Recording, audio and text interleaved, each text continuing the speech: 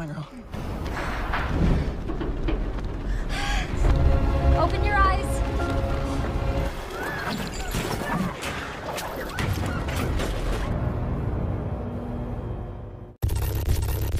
Halo pengguna YouTube yang terhormat, selamat datang. Kali ini kita akan membahas alur film Fall tahun 2022. Film ini secara garis besar menceritakan mengenai hobi menantang maut 3 orang dewasa, yaitu memanjat tebing-tebing dan bangunan tinggi, di mana dibumbui juga oleh drama percintaan dan persahabatan.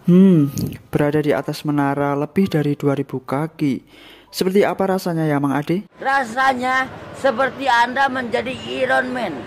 Buat yang fobia ketinggian, film ini bisa dijadikan sebagai uji nyali. So, let's get to the movie. Film diawali dengan pemandangan tebing yang tinggi. Terlihat 2 orang yang sedang mendaki, Becky dan Dan. Mereka berdua adalah sepasang pasutri, dan memadu kasih di atas ketinggian adalah hobi mereka. Tapi tunggu dulu, ternyata sahabat Becky ikut mendaki, namanya adalah Hunter. Saat Dan menemukan sebuah lubang, sialnya ada seekor burung yang dengan lancang menghantam muka Dan hingga dia bergelantungan di atas tebing itu. Alih-alih meminta bantuan Becky untuk melepaskan tali supaya bisa dijadikan pegangan, namun sayangnya gagal dan dia jatuh bersama puing-puing yang runtuh, meninggalkan cintanya yang takkan pernah utuh. 51 minggu berlalu, Becky ternyata masih galau gundah gulana, gelisah kalau merana atas kepergian Dan. Dia menjadi sosok yang gak punya semangat hidup. Bahkan ayahnya sangat bingung gimana mengatasi anaknya. Dia itu selalu menelpon Dan, walau dia tahu itu akan sia-sia. Dia menyendiri, stres. Namun kedatangan Hunter, the only one her best friend, mengubah hidupnya. Hunter mengajak Becky untuk menaiki menara TV B67 yang letaknya itu tidak jauh dari kediaman mereka. Namun Becky menolak karena ia masih trauma atas kejadian Dan, dan Hunter memakluminya. Tapi setelah Becky ini melihat foto dia dan Dan di dalam lemari dan juga sebuah kotak berisi abu mayatnya Dan, dia memutuskan untuk menerima ajakan Hunter. Sebelum menaiki tower pada pagi harinya, di malam harinya mereka dinner di sebuah restoran dan menanyakan kepada pelayan di mana letak tower itu. Di sini juga kita tahu kalau si Hunter ini ternyata adalah seorang YouTuber, di mana dia itu selalu membuat vlog-vlog hal gila. Jadi ya nggak heran kalau kali ini dia bakal ngevlog naik ke tower itu. Sebenarnya sebelum mulai perjalanan ada firasat yang nggak enak nih guys, dan ada aja itu kejadian aneh, di mana Becky ini ngimpi didatangi Dan.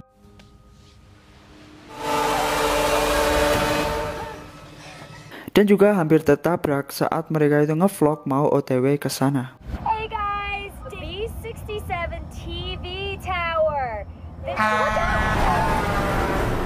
Dan setibanya di lokasi, mereka memarkirkan mobil dan melihat ada sebuah hewan yang sedang dimakan burung nasar, dan mereka ngusir burung itu karena merasa kasihan. Setibanya di menara, Hunter kembali ngevlog, sedangkan Becky tiba-tiba teringat dan dia mengurungkan niatnya untuk naik karena masih trauma. Tapi nih guys, Hunter sebagai bestie yang baik sekaligus kompor ya, berhasil meyakinkan Becky kembali, and here we go. Mereka mulai menaiki tangga demi tangga menara itu dengan mengaitkan tali sepanjang 50 meter di antara mereka. Menara ini sudah lama terbengkalai, baru beberapa tangga mereka daki, sudah ada yang keropos dan jatuh.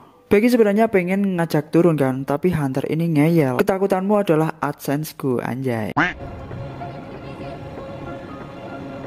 Setengah menara telah mereka tempuh. Becky lagi-lagi sangat ketakutan, tapi Hunter ini nyuruh Becky buat nyanyi. Mari kita bekerja bangun rumah mereka. Mereka sudah hampir sampai puncak guys, tapi Hunter ini kembali iseng.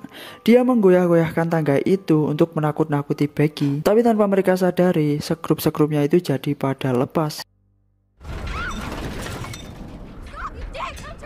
And finally, mereka sampai juga di puncak. Rasa lelah, letih, lesu, takut, rasa capek semuanya jadi hilang. Karena mereka sangat puas melihat pemandangan yang ada di atas. Mereka bangga karena bisa menaklukkan salah satu bangunan paling tinggi di Amerika. Kegilaan Hunter mulai lagi nih guys. Dia kembali ngevlog dan melakukan beberapa atraksi-atraksi.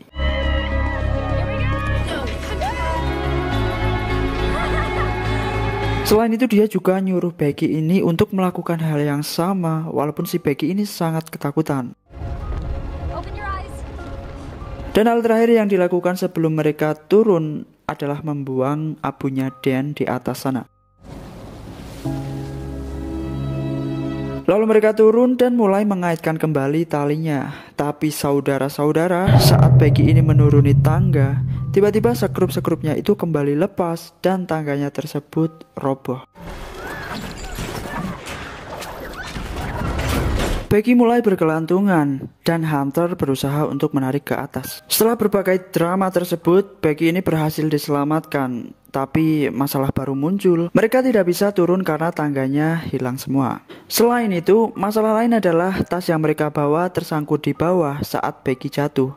Sehingga mereka di atas nggak bawa apa-apa kecuali handphone mereka masing-masing. Dan itu pun sialnya nggak ada sinyal sama sekali di atas sana. Mereka itu sangat kebingungan dan beberapa saat kemudian Becky menemukan teropong dan juga suar di kotak menara itu. Mereka ini yakin pasti ada yang mendengar suara jatuhnya tangga itu dan akan ada bantuan dari 911 dengan segera. Dan sembari menunggu, Hunter ini melihat pahanya Becky yang terluka. Bahkan Becky juga nggak sadar kalau pahanya terluka.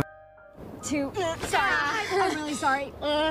Dan si Becky ini juga kebelet ngewes guys. Dan akhirnya dia ngewes di atas menara itu. Pletok-pletok itu suaranya. Sembari menunggu bantuan datang, mereka kembali ngevlog. Dan di sana Hunter ini jujur kalau sebenarnya tujuan dia bikin vlog tersebut adalah karena Dan. Dia sadar bahwa hidup itu singkat, jadi dia menggunakan setiap momen yang ada pada dirinya itu untuk melakukan sesuatu yang bisa membuat hidupnya itu terasa lebih hidup. Ini agak benar sih, tapi juga sedikit sesat ya guys ya. Ya nggak harus manjat menara juga mbak, bahkan tingginya juga melebihi cita-citaku. Setelah hampir 5 jam menunggu, nggak ada bantuan sama sekali. Justru mereka melihat sebuah mobil yang terbengkalai. Lalu Hunter ini inisiatif buat minta bantuan ke followers IG-nya yang berjumlah 60.000 dengan membuat post. Dan dia menurunkan HP-nya tersebut pakai tali itu. Siapa tahu di bawah sana ada sinyal dan postingannya itu bisa ke post. Tapi sayangnya semuanya sia-sia. Tapi nggak berhenti di situ. Hunter akhirnya melempar HP-nya ke bawah dengan dilindungi sepatunya dengan disumpal dengan kaos kaki serta B2HBH supaya tidak hancur. Belum sampai bawah nih guys, sepatu yang ada HP-nya itu nabrak besi, tapi mereka nggak tahu. Dan beberapa saat kemudian Hunter ini melihat ada seorang yang berada di bawah dengan seekor anjing. Langsung mereka teriak dan melempar sepatu, tapi lagi-lagi usaha mereka sia-sia. Ternyata orang itu adalah pemilik mobil terbengkalai itu. Dan di sana ada seorang lagi yang terlihat sedang menyiapkan bakar-bakaran gitu. Becky ini hendak menyalakan suarnya, namun ditahan oleh Hunter karena orang-orang tadi terlalu jauh, sedangkan suaranya hanya bisa sekali tembak. Akhirnya mereka menunggu 1 jam sampai matahari terbenam supaya orang-orang itu melihat cahaya suarnya. Tapi di sini Becky sedikit curiga sama Hunter, dimana saat menunggu waktu yang tepat untuk menyalakan suarnya, dia itu muter kembali video pesta pernikahannya dengan Dan. Tapi si Hunter ini terlihat seperti tidak suka. Apakah yang sebenarnya terjadi? Tapi ada yang jauh lebih penting. Orang di bawah itu hampir pergi dan Becky dengan segera langsung melepaskan suaranya itu. Mereka melihat, tapi ternyata guys, mereka malah merampok mobilnya Hunter dan pergi dari sana. Pupus sudah harapan mereka, nggak ada lagi yang bisa diharapin. Dan akhirnya sesaat setelah itu Becky ini malah menanyakan sebenarnya ada hubungan apa sih kamu sama Ayang Dan gitu kan. Dan Hunter ini jujur kalau sebenarnya dia itu nikung si Becky, main belakang sama Dan, yang notabene adalah suami dari bestinya sendiri dan bahkan udah jalan selama 4 bulan. Makanya lu orang jangan pada percaya sama besti itu 100%, karena mereka itu juga manusia kan, bisa aja hilaf. Becky ini benar-benar hancur seketika, tapi dia juga nggak bisa marah. Tiba-tiba alarm berbunyi, 24 jam berlalu tapi nggak ada bantuan sama sekali. Terpaksa kali ini Hunter turun dengan menggunakan tali sepanjang 50 meter itu untuk mengambil tasnya yang ada di bawah. I'm sorry, Bex.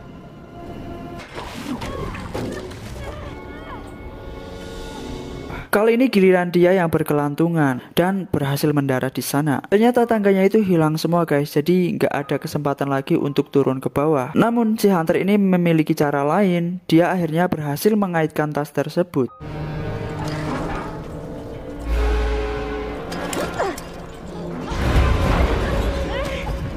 Becky dengan sekuat tenaga menarik Hunter, tapi pas hampir sampai atas, Becky ini nggak kuat dan talinya itu kegejrot ke bawah dan Hunter pun ikut jatuh. Tapi dia masih selamat. Tapi tangannya itu terluka. Becky ini kembali menarik dan berhasil. Langsung dia ambil minum dan nulis surat minta bantuan untuk diterbangkan dengan drone-nya. Dengan segera Becky menerbangkan drone-nya dengan dibantu oleh Hunter. Tapi belum sampai di motel, drone-nya itu tiba-tiba lowbat dan terpaksa harus putar balik.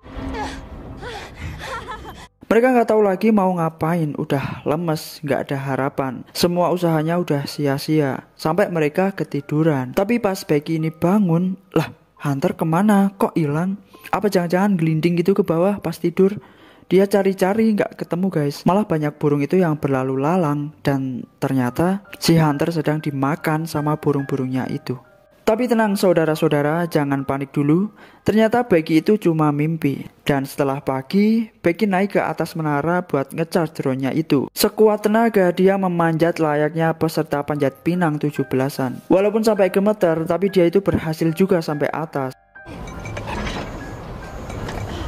Dia kesulitan buat ngecharge dan akhirnya diganjel pakai cincin pernikahannya dan akhirnya bisa. Tapi juga nggak semudah itu Ferdi Sambo. Dia harus menggantung di ujung tiang itu sampai berjam-jam supaya drone-nya itu full charge. Buset nih cewek emang bener-bener strong gitu. Bahkan dia itu juga diserang sama burung-burung itu. Sesampainya di bawah, mereka menunggu sampai jam 10 untuk menerbangkan drone-nya karena pada saat itu sedang ramai di motel karena sedang check out. Wush, drone-nya itu diterbangkan kan. Nah, pas sampai mau motel, ada aja gitu guys. Udah di jalan raya malah nabrak truk lewat dan si supir truknya itu cuek nggak lihat drone-nya. Emang apes bener ya kan. Lagian kenapa nggak Hunter aja ya kan yang pakai? Kayaknya dari kemarin yang usaha cuman si Becky aja nih. Jadi curiga gak sih sama si Hunter ini?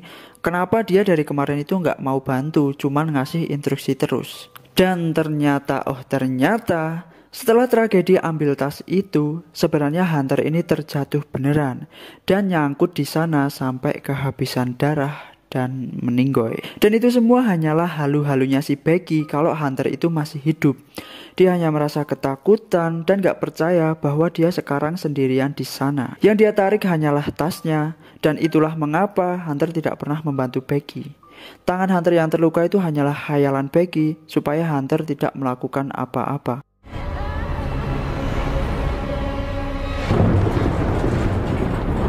Di tengah badai, sendirian, kelaparan, di atas menara, malam hari, tidak ada yang bisa dimintai pertolongan. Becky rela kalau dia juga bakal nyusul Hunter.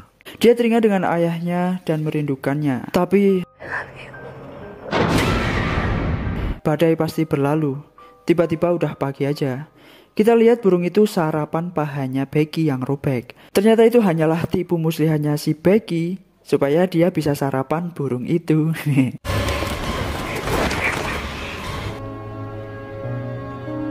Setelah dirasa cukup kenyang, dia memutuskan buat turun menghampiri mayat Hunter.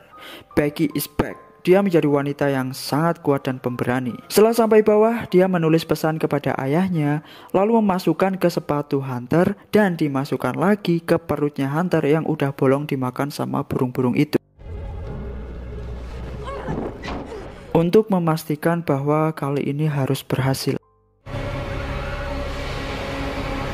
Dan benar, pengorbanan mayat Hunter membuahkan hasil. Dengan segera ayahnya Becky ini mendatangi TKP setelah telepon 911. Dan dia mengira mayat yang ditutupi itu adalah anaknya, yaitu si Becky. Tapi ternyata Becky selamat dan dia mengungkapkan segala permintaan maafnya. Dan dia menyesali segala perbuatannya selama ini. Dan film selesai.